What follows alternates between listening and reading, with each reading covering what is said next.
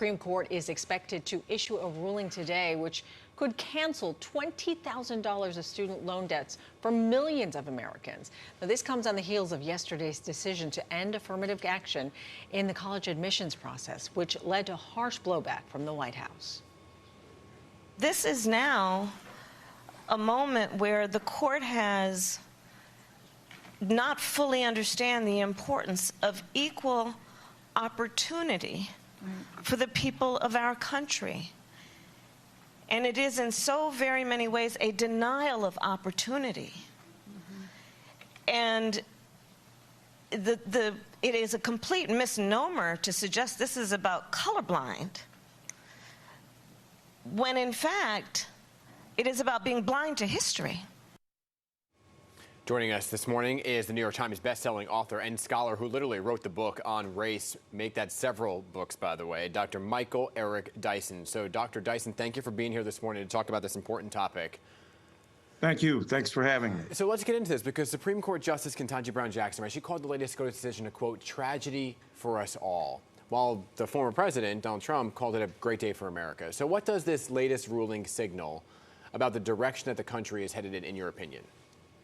Well, it's an unfortunate trend toward an even more radical right-wing, ahistorical, political denying country where the history of race is not acknowledged. How can we talk about being colorblind, as the vice president said, without understanding how this country has been color built? It's been built by color. It's been built on color. The premises of denying people access to goods and services. African-American people denied the legacy of emancipation until we fought bitterly for it and finally received it. About access to schools, about access to fair housing, about access to employment. That stuff continues to this day. So there's no such thing as, oh, well, we're over it now and we've had it long enough.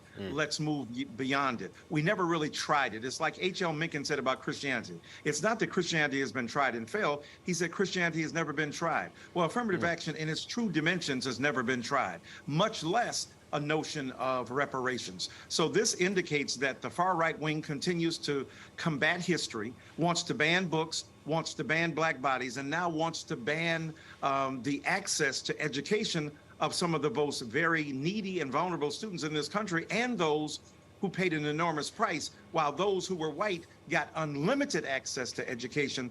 Those who were black and otherwise certainly did not. Yeah, I mean, you graduated from Princeton.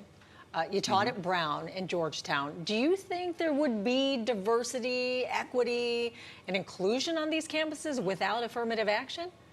Absolutely not. And let's be clear, affirmative action doesn't mean, hey, let's give the black guy or, you know, the white woman or whatever access to education. It says when there's a competition between relatively equal competitors, the nod goes to those who have been historically denied.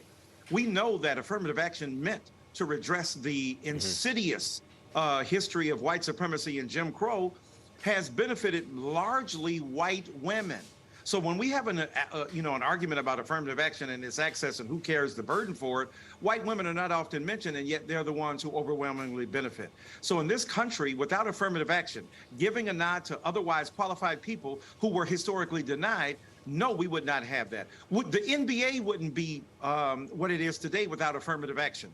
There was a time in our lifetimes that the NBA was an all-white men's affair.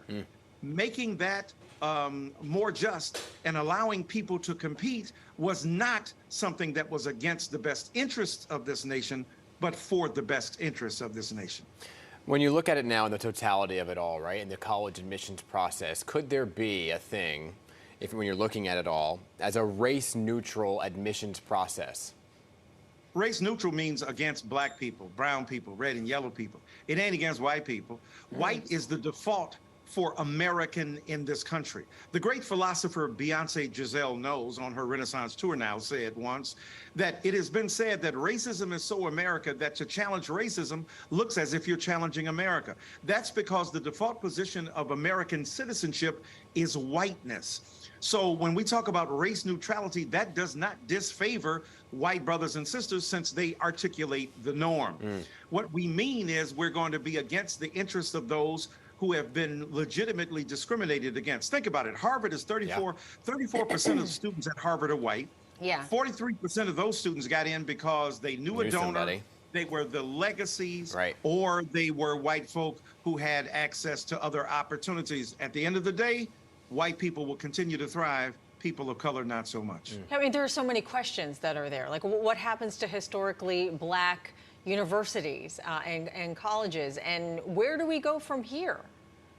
Well, the truth is that historically black colleges and universities will be a haven for many African American students who might be denied access to some more elite, quote, PWI, predominantly white institutions. But as you know, there are many white people and non-African American people who attend these institutions. Right. So the fact is they provide a paradigm of diversity and inclusion that larger schools ought to take seriously.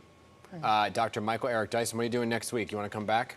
I'm going to hang out with y'all. You are fantastic. I would love to do so. All right. Thank you for your voice on this important topic. Appreciate you being here this morning.